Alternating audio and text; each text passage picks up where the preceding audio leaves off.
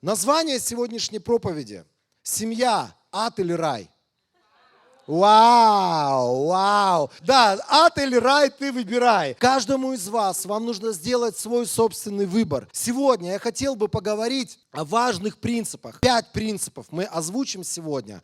5 принципов взаимоотношений в семье. Это библейские совершенно принципы. Это однажды я не знаю, что я там делал дома, молился или читал, или еще что-то, но это прилетело мне в голову, это прилетело мне в сердце. 5 вещей я очень быстро записал. Если вдруг у тебя нет семьи, если вдруг ты думаешь, да я не собираюсь строить семью, я тебе хочу сказать, эти 5 библейских принципов помогут тебе просто в взаимоотношениях вообще с любыми людьми. Но для семьи это самое главное. Если ты соблюдаешь эти 5 библейских принципов, то у тебя есть шанс из семьи сделать рай. Если ты их не соблюдаешь, то у дьявола есть шанс сделать из твоей семьи ад, из которого ты будешь стараться убежать, от которого ты будешь стараться, я не знаю, там заснуть, спрятаться или еще что-то сделать. Итак, 5 принципов. И я бы назвал их даже не принципами, а границами, которые в семье, да вообще в любых взаимоотношениях между людьми, я должен научиться не переступать эти границы. Итак, принцип номер 1.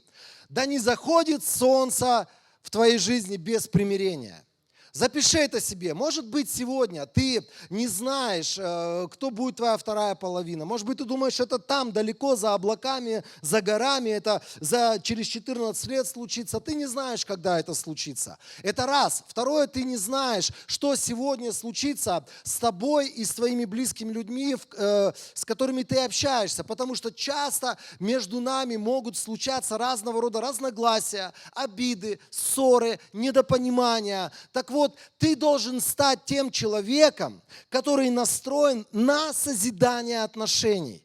Ты не можешь просто ночью ложиться спать, зная, что ты либо согрешил против кого-то в отношениях. Давайте, так как мы сегодня говорим больше о семье, мы будем говорить, к примеру, про мужа и жену, да, а вы уже сами подставляете любых других людей. Если я, например, обиделся на свою жену, у меня нет нормальных, хороших, качественных отношений, и я ложусь спать, и я понимаю, что я ложусь в ссоре спать, я понимаю, что я ложусь спать с неправильным отношением к этому человеку, то завтра я проснусь, и что-то, какой-то кусок моих добрых взаимоотношений с ней, они будут утеряны, какой-то кусок этих отношений будет потерян. Я ложусь спать с непримиренным сердцем, я позволяю дьяволу или я позволяю греху ожесточить мое сердце против этого человека. Внутри моего сердца происходит то, что Библия называет осквернение совести или отупение совести. Когда совесть, ее большой прекрасный голос, мы начинаем забивать, и этот голос совести делаем все меньше, все тише и все уже в нашей жизни. Так вот, если ты хочешь сохранить свою семью, которая по-настоящему процветает, и семью, которая превращается все более и более похожей на рай, тебе нужно сделать для себя сегодня уже такое решение. Что бы ни происходило с моим партнером, в моих взаимоотношениях с моей второй половиной, я не буду человеком, который забил на проблему, лег спать, а там типа утром куда вывезет, прямая. Или какая? Кривая. Сегодня я не лягу спать до тех пор, пока я не разберусь в своих взаимоотношениях с этим человеком. Конечно, вот смешно слушать, как некоторые братья и сестры рассказывают, что я там сплю в одной комнате, жена спит в другой комнате, я сплю на диване, жена спит на кровати. Я представляю, когда у тебя все сложнее взаимоотношения с этим человеком, то, конечно, тебе комфортно спать вне пределов этого человека. Тебе легче уснуть, этот человек тебя не раздражает лишний раз, тебе кайфово. Но я считаю, что есть такое понятие, как семейное ложе. И это не только место, где люди там занимаются физическими какими-то отношениями, и к этому мы придем. Это место, где 2 любящих сердца лежат и обсуждают какие-то вещи. Поэтому у вас должно быть одно семейное ложе, где вы решаете вопросики, где вы обсуждаете свои какие-то конфликтики, где вы выясняете какие-то свои отношения. Это место, где вы плачете, рыдаете и в конечном итоге вместе молитесь, потому что молящаяся семья, она имеет шанс стать раем на земле. Аминь. Место Писания у нас есть. Я не буду голословен сегодня. Под каждый из принципов у нас есть послание Ефесянам. 4 глава, 26 стих. «Гневаясь, не грешите. Пусть ваш гнев пройдет прежде, чем зайдет солнце. Не давайте дьяволу места в вашей жизни». То есть, когда я ложусь спать в гневе, в раздражении, нежеланием общаться с человеком, я просто даю, Библия говорит так, даю место дьяволу. И мы ложимся втроем. Почему такой промежуток между мужем и женой, которые обиделись? Почему они не хотят друг к другу лицом поворачиваться? Потому что между ними мерзкий дьявол, страшный, вонючий, сопящий, дышит. Знаете, это может быть смешно, но это так важно, чтобы сегодня ты внутри своего сердца договорился со своей второй половиной, что ты будешь человеком, который идет всегда на примирение, который всегда идет на диалог, который не позволяет дьяволу ожесточать его сердце. Если ты проночуешь одну ночь с обидой, то ты потеряешь маленький кусочек отношений с этим человеком. Если ты проночуешь месяц с обидой, ты потеряешь большой кусок своей жизни с этим человеком. Я тебе могу сказать, что такой брак, он практически не устоит. Такой брак не жизнедеятельный. У нас есть одна история старая. Я был потрясен, когда я услышал эту историю. Одна женщина, она рассказывала, как она забеременела, она должна была родить ребенка. А муж по какой-то причине, он сказал, у нас достаточно детей, уже один есть. Один, да, или двое у них было. Да, было 2 детей, и 3-й ребенок должен был родиться. И он категорически не хотел детей. Она уже в тот момент, она склонялась к тому, чтобы быть такой святой, хорошим человеком Божьим. Но она не знала Христа на тот момент. Он тоже не знал Христа на тот момент. И что происходило? Этот человек настаивал, чтобы она сделала аборт. Она все равно оставила этого ребенка и родила. И знаете, что происходило? Год он с ней не разговаривал. Год! Для тех, кто не понимает, 365 дней. Они жили вместе, она ему готовила, они спали в одной кровати, они вместе гладили по голове своих детей, они разговаривали с ними, может быть, даже телек вместе смотрели, но он с ней не разговаривал год. Вау! Это, знаете, это рекордсмен. Я сегодня о рекордах рассказываю, о рекордах, как люди могут давать место дьяволу. Я не знаю, что сегодня с этой семьей, наши пути в свое время разошлись, но я понял, что люди в своем упорстве, люди в своем нежелании идти на примирение, люди в своем нежелании склонять сердце и договариваться со своим партнером, они могут делать совершенно безумные вещи. Они могут делать все для того, чтобы свою собственную семью превратить в ад. Я больше вам могу сказать, если сегодня твоя вторая половина неверующая или твоя вторая половина не хочет покоряться Слову Божьему, то есть он называет себя верующим. Это могут быть такие прихожане, интернет-смотрители, там, я не знаю, это могут быть хоть кто, это могут быть люди, которые называют себя верующими, но при этом это люди, не покоряющиеся Богу. Если ты хочешь построить хорошую семью, то не с этим человеком. А как же нам быть? А что нам делать? Надо думать заранее о том, кто этот человек и с кем ты собираешь что строить. Если этот человек в самом начале пути семейного или твоих отношений, когда ты пытаешься строить отношения с этим человеком, если это непосвященный, если это не имеющий страха Божьего человек, если этот человек врет тебе в глаза, дальше будет хуже. Поэтому не будьте глупыми, когда вы смотрите, что на уровне взаимоотношений, на уровне дружбы вами уже манипулируют, вам устраивают какие-то истерики, над вами просто этот человек эмоционально издевается, дальше будет хуже. Поэтому ждите, чтобы с ним либо что-то произошло, либо чтобы Господь Бог вам прислал другого с небес. Потому что такой брак обречен. Если твоя вторая половина не хочет покоряться Богу, я тебе могу сказать, вспомните, что произошло в Назарете. Сам Иисус не мог помочь людям больным, страдающим только из-за их гордости и нежелания покоряться Богу. Когда твоя вторая половина не хочет покоряться Богу, такой брак обречен, что бы эти люди ни делали. Ты можешь ходить по психологам, семейным консультантам, ты будешь ходить в самую крутую церковь, где будут действовать самые сильные дары Духа Святого и т.д. и т.п. Но пока этот человек не хочет покоряться, или до тех пор, пока этот человек не решит внутри своего сердца покоряться Богу, вам очень сложно будет построить настоящий рай на земле. Второй принцип. У каждого из нас должны быть границы во время наших эмоций. Кто помнит такие ситуации в вашей жизни, когда вы начинаете о чем-то разговаривать со своей второй половиной, потом повышаются тона, потом начинаются, знаете, вот такое вот состояние эмоциональности, и некоторые заканчивают тем, что я помню, там одна сестра бросила граненый стакан в лоб мужа своего, там муж ответил каким-то образом. То есть все не имеет каких-то границ, все переходит в конечном итоге в такую бойню в восьмиугольнике. Назови это ММА, назови это ад, как хочешь назови. Это все из одной оперы. У каждого из нас должны быть границы, которые мы для себя поставили, что мы эти границы не перейдем. И может быть ты говоришь, ну вот я когда коплю гнев, мне на кого-то этот гнев надо вылить, я должен куда-то этот гнев деть. Ну зачем же тебе на самого близкого и самого любимого человека это выливать? Позвони боссу, Бибигуль советует. Позвони боссу, скажи, козлина последняя, только потребую еще раз, чтобы я в 9 утра был без опоздания на работе. Я тебе башку сверну. Оторвись на него. Знаете, вот здесь ты поймешь, что на самом деле каждый из нас, оказывается, мы способны контролировать свой гнев. Мы способны контролировать свои эмоции, только с близкими почему-то мы переступаем все возможные границы. Почему-то мы так легко хамим нашим родителям. При этом, например, какому-нибудь здоровому мужику на улице мы не позволим открыть рот и такие слова говорить.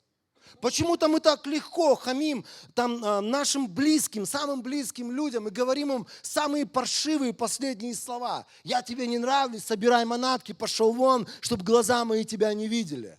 Знаете, есть границы, которые во время эмоций тебе надо поставить раз и навсегда, и ты их не будешь переступать. К примеру, есть, например, слова, которые ты никогда не будешь говорить и произносить в своем браке.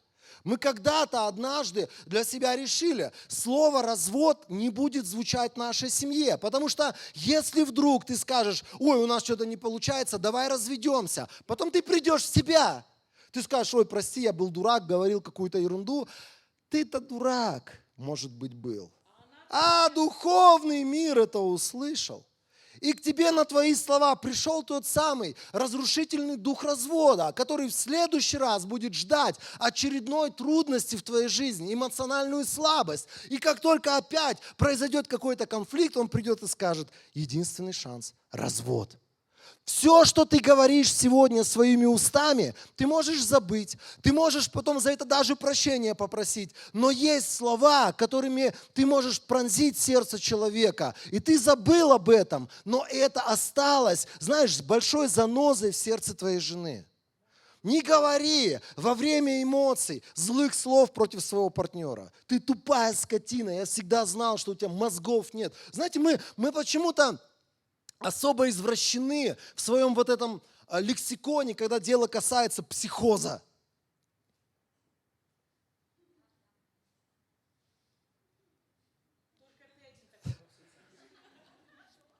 Решения. Какие решения ты делаешь?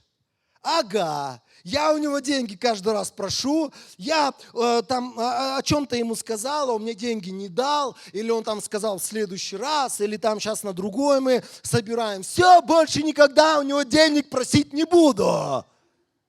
И потом ты чувствуешь, между вами дистанция появилась. Между вами появились какие-то вот эти вот, знаете, вот незаполненные пробелы, там, где тайны. Там начинают рождаться тайны, там начинают рождаться все вот эти вот трудности во взаимоотношениях. Параллельный, да? Параллельный бюджет. У меня есть границы, которые я не переступлю во время самых больших эмоциональных бурь в своей жизни. Пусть она, может быть, завела меня. Знаете, мы иногда заводимся так, что не знаем, где остановиться.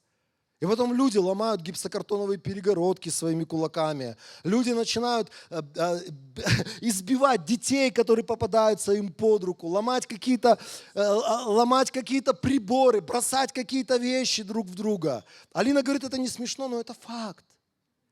Когда у человека нет границ, бесконечно будут говорить зло, делать зло и совершать зло. Поэтому я тебе еще раз хочу сказать, для твоей семьи должно быть табу, какие-то слова ты ни при каком раскладе не скажешь. Ни при каком раскладе. Потому что это слова, которые ранят твою вторую половину. И ты попросишь прощения, но эта рана, она может еще остаться на долгое время и продолжать в ней делать свои печальные действия. Ефесянам 4:29. Не произносите никаких дурных слов. Говорите своей жене или мужу лишь полезное для назидания, чтобы это приносило благодать слушающему тебя мужу или жене.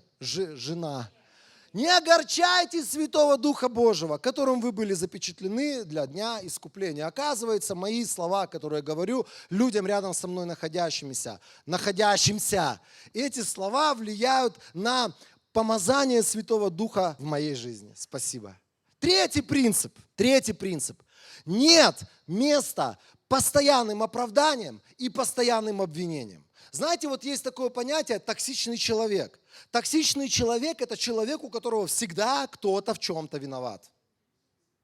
Это человек, который постоянно, он начинает сначала со своей мамы с папой, которых он там давным-давно уже похоронил, но так как мама, папа неправильно воспитали, чего-то не додали, как-то недолюбили, он начинает с них, потом переходит на жену и заканчивает чаще всего президентом. Все не так и все не то, потому что этот человек жертва в своих собственных глазах. Этот человек оправдывает свою некомпетентность, несостоятельность, и он всегда кого-то обвиняет. И знаете, печально, например, когда в наших отношениях в семье возникает такое состояние, к примеру, жена что-то говорит, и ты еще не дослушал. Ты еще не успел даже до конца эту фразу расслышать, и ты начинаешь рассказывать о том, как она не права, потому что все было иначе, все было по-другому. Ты даже не дал этому человеку что-то сказать. Уже 500 разных оправданий. Или наоборот, к примеру, жена что-то сделала, там, я не знаю, сгорела рыба, которую она вчера жарила. Ой, ты постоянно эту рыбу за 1400 сомов. Подчеркиваю, 1000, 1, 4, 2 нуля. Это 2 килограмма мяса можно было купить. И ты сожгла эту рыбу. Я не буду есть 3 дня. Вот тебе мой ответ на все твои пакости. Знаете, этот человек, он делает так, что он просто забивает своими словами другого человека. Друзья, это не наша схема и не наш путь. Вообще не наша схема. И даже если сегодня у тебя нет мужа или жены, знай, постоянные оправдания или постоянные обвинения других людей – это токсичность. Это токсичность. Рано или поздно все люди от тебя захотят подальше держаться, потому что ты токсичный человек. Тебе сказать ничего нельзя. Тебе нельзя вообще ни о чем с тобой поговорить даже, потому что из твоих уст постоянное недовольство всем вокруг. И ты думаешь, Господи, спаси и сохрани. И стараешься от этого человека скрыться. Это не наша схема, это не наш путь, и мы так не пойдем. Аминь. Место Писания у нас есть. Послание Ефесянам, 4 глава, с 23 стиха. Обновите ваш токсичный образ мыслей. Это я уже от себя добавляю.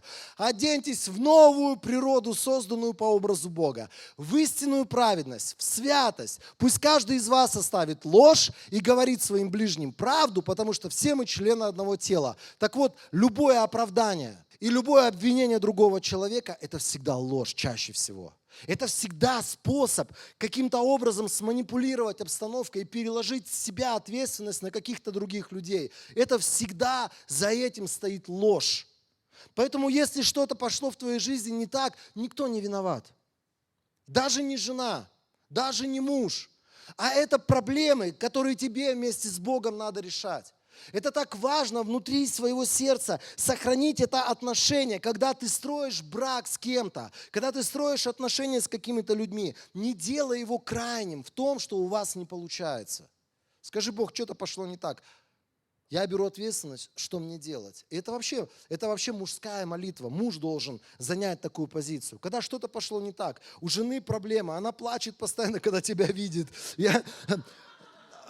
Она утром просыпаться не хочет, она молится вечером: Господи, пусть это будет такая прекрасная последняя молитва в моей жизни, чтобы я уснула и уже с тобой в конце концов встретилась. Задумайся, задумайся. Потому что, может быть, ты ее зачморил, забил, заобвинял, или ты сделал отношения с этим человеком невозможными, да, глаз у человека дергается. Может быть, самое время пересмотреть и сказать: Бог, у моей жены проблемы, значит, это мои проблемы. Я беру ответственность за свою семью. Что не так? Что надо поменять? Знаете, многие мужчины, у них проблемы в семье, у них проблемы с женой, у них проблемы во взаимоотношениях. У них такая позиция: это ее проблемы. Брат,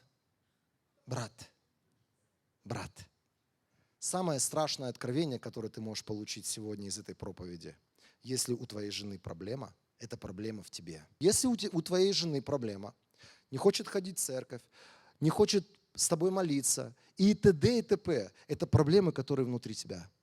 Потому что Библия говорит, что жена, она кто? Она слава мужа.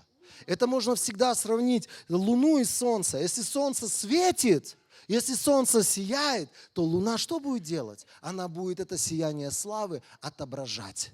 Если солнце потухло, то и луна, от нее никакой красоты. Нету этой луны. Потерялась, закуролесила, закосячила, затупила. Любое слово можете сказать. Потому что солнце погасло. Потому что проблема с мужчиной. 4-й принцип, давайте. Нет прилюдных упреков. Аллилуйя! Хочешь что-то сказать своему ближнему? Знаете, мы иногда такие вот откровенные. Я хочу быть со всеми откровенным. За тебя давай помолимся, чтобы все остальные с тобой были такие же откровенные. Ой, напялила штаны, ой, напялила вот это вот все. Ты посмотри на себя там в зеркало, у тебя же эти прилипшие ресницы, они тебе как зонтик над тобой. Что? Это моя боль к моей жене, к примеру. И ты знаешь, такой откровенный, и ты не смотришь на то, что люди тебя могут окружать. И ты в этой откровенности начинаешь, знаете, вот я искренне зато рассказал все, что мне не нравится. Ну, оттяни свою жену. Помнишь ложу, да, где ты разговариваешь, общаешься, плачешь, молишься. Семейная ложа. Легли. Ты ласково, дорогая, можно я одну вещь сегодня сделаю? Да, дорогой, давай, конечно. У меня есть вот такие маникюрные ножнички небольшие. Я хочу отстричь твои здоровенные лягушачьи ресницы, которые нависают над твоими глазами. Я не вижу красоты твоих глаз. Давай я отрежу. Ой. Ой. Знаешь, это по-другому совсем. Это не обидно. Она такая раз задумалась, говорит: а что тебе не нравится? Да нет, не очень. Хорошо, я завтра схожу, они мне лишнее поубирают. Все, договорились. Не надо унижать близкого тебе человека прилюдно.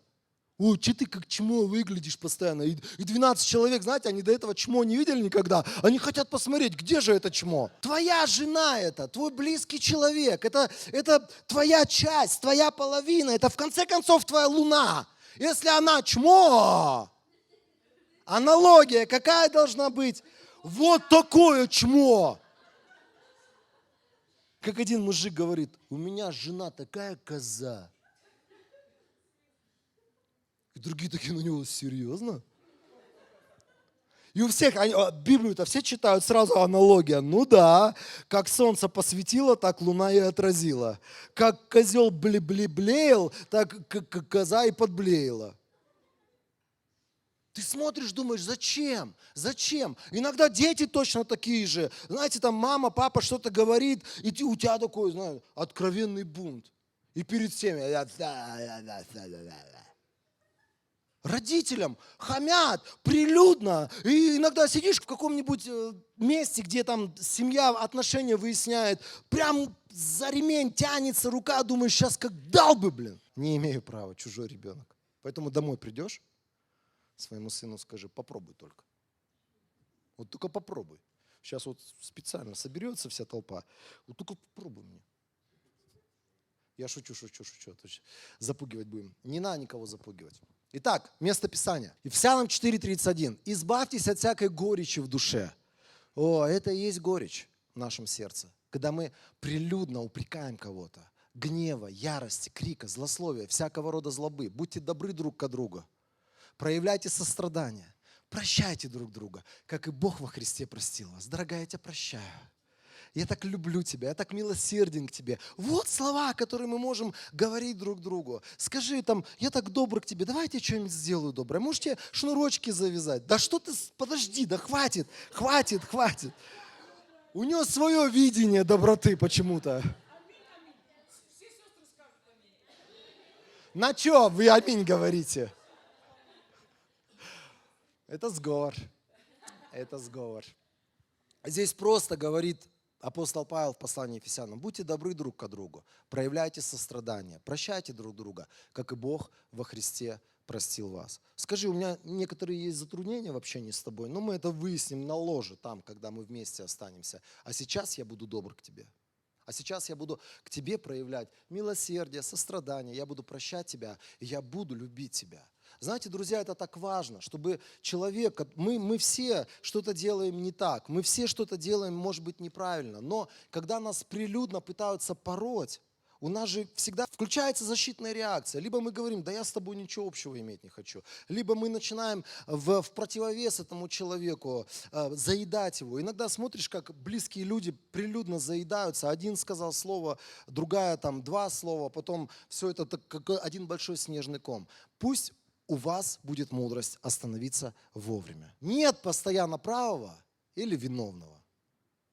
Нет такого. Если есть два человека, и между ними возникают конфликты, чаще всего есть, опять-таки, это возвращаемся к этому синдрому жертвы. Чаще всего человек, который живет вот в таком токсичном отношении по отношению к себе, по отношению к жизни, он постоянно, чаще всего занимает позицию правого. Потому что все вокруг же виноваты. Потому что ты-то нормальный, это вот она ненормальная.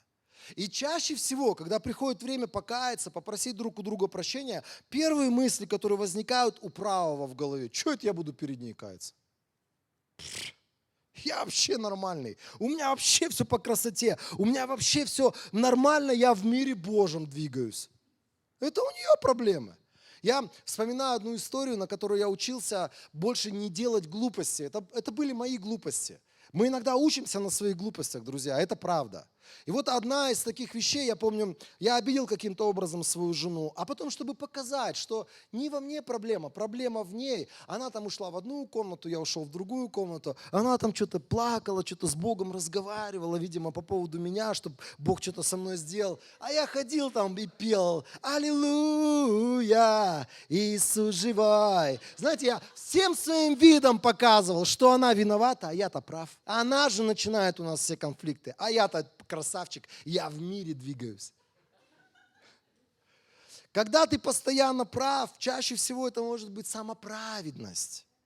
И эта самоправедность толкает тебя на то, чтобы постоянно людей вокруг себя обвинять, замечать их какие-то недостатки, замечать, как они опаздывают, как они что-то там, слово не сдержали. Это, знаешь, такой ты эксперт становишься в том, как люди грешат. У тебя такие специальные есть записи о каждом. Ты про каждого знаешь все их какие-то проблемы, косяки. Потому что ты же прав всегда, ты же так не сделаешь никогда. О, не дай Господь, чтобы мы оставались в этом состоянии, потому что сам Господь будет внутри нас делать определенную работу, которая называется «Учу тебя понимать, что и ты такой же, как и они». А знаете, что это такое? Это очень просто. Еду я за рулем, к примеру, по нашим дорогам. Это просто пример. Это пример из моей жизни. Еду я за рулем, и там какой-то человек решил через две сплошные налево повернуть. И я такой: вот как он может? Ну да, это только немножко по-другому, это я сейчас такой ласковый. Вот, и ты там начинаешь вот всех животных, туда все вот эти вот отрицательные герои небесные, которые в Поднебесье живут. Ты все про этого человека расскажешь. И я тоже такой, знаете, как так можно? Эту двойную сплошную не чтят, это стена же. Это вот все, это вот прям вот слева стена, которую ты не можешь пересечь.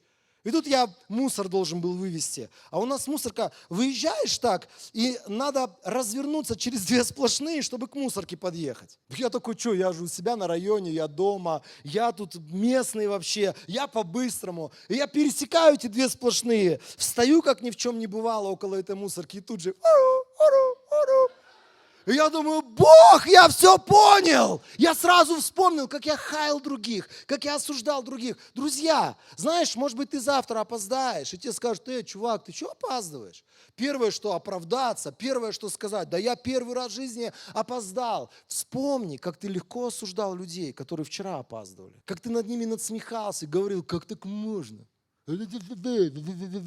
Завтра можешь в таком же положении оказаться. Я помню, мы с родителями поехали в одно село выше Канта. Кто понимает, тот понимает. Я не помню, как это село называлось. Я всегда раздражался на людей, которые посреди дороги, у них бензин заканчивается. И мои родители мне сказали, ой, да там надо съездить от Канта чуть-чуть, там чуть ли не 2 километра от Канта. И что-то мы едем, а я смотрю, у меня бензин. И в какой-то момент он кончился. И я думаю, Господи, я всегда ненавидел таких людей на дороге. Я думал, как так можно? Он с баклажкой ездит, у него баклажка бензина специальная лежит там в багажнике, чтобы на случай, когда закончится, он вышел царем, из этой полторашки баклажки налил бензина и дальше поехал. Ему хватило, а я не такой умный еще оказался. У меня даже баклажки с бензином не было. И знаете, я вот просто перестал говорить на людей какие-то вещи, когда ты сам носом вот в эту грязь залезешь, когда ты сам в это упадешь, много историй могу разных рассказывать. Ты просто сам переживешь какие-то вещи, потом ты думаешь, ой, да не надо мне никого обвинять или оправдывать, человек просто в такой ситуации. И у тебя совершенно другое отношение будет прежде всего к твоему близкому, любимому человеку. Ефесянам 5, 21, 22. Подчиняйтесь друг другу из страха пред Господом. И можно дальше не продолжать. Здесь для мужей и для жен Бог говорит, нет правого, нет виноватого, нет главного, нет подчиненного, нет главного начальника, нет среднего начальника. Я слышал про семьи, говорят, мужик это генерал, жена это майор, а дети это прапорщики, там, которых надо гонять. Нет, такого нет. Здесь написано, подчиняйтесь друг другу из страха пред Господом. Вы, жены, подчиняйтесь вашим мужьям, как Господу. Ведь муж – глава своей жене, как и Христос, глава и Спаситель церкви своего тела. И как церковь подчиняется Христу, так и жены должны во всем подчиняться своим мужьям. Друзья, скажите, мы Христу из любви к Нему подчиняемся. Мы подчиняемся из благодарности Ему. Если ты муж, сделай так, чтобы жена была благодарна тебе, чтобы она уважала тебя и чтобы ей было легко подчиняться тебе. Не делай это, потому что я тебе так сказал, потому что я тебе зубы повыбиваю, потому что я тебе шубу не куплю, потому что я тебе... Дальше там написано так, а вы, мужья, любите ваших жен, так как Христос полюбил свою церковь. Он самого себя отдал за нее, чтобы сделать ее святой, очистив ее водным омовением через слово. Дальше написано так, чтобы ему поставить ее перед собой как славную церковь. Он делает все, чтобы церковь процветала. И дальше написано, что там, чтобы она не имела пятна, порока или чего-то подобного, чтобы она была святой и непорочной. И дальше. Точно и так мужья должны любить своих жен. Любить как собственное тело. Дальше написано, тот, кто любит свою жену, любит самого себя. Что такое любить как собственное тело? Там дальше это объясняется, что это человек, который заботится о своей жене, питает свою жену. Нет хоть одного человека, который бы ненавидел свое тело, не относился к своей жене или к своему близкому так, как будто бы это ненавистное тебе тело. Нет. Это кто-то, кто дорог, это кто-то, кто важен, это кто-то, о ком ты заботишься, это кто-то, кого ты питаешь. Сам не съем, дорогая, тебе оставил. Сам буду в майке ходить зимой, тебе чего-нибудь куплю. Шубу, да, там изумруды, меха, жемчуга. Нормально, нормально. На Бали, не знаю, одной на Бали, что там делать. Друзья, это вот просто то, что говорит Писание. Это 5 принципов, которые связаны с истинной Слова Божьего.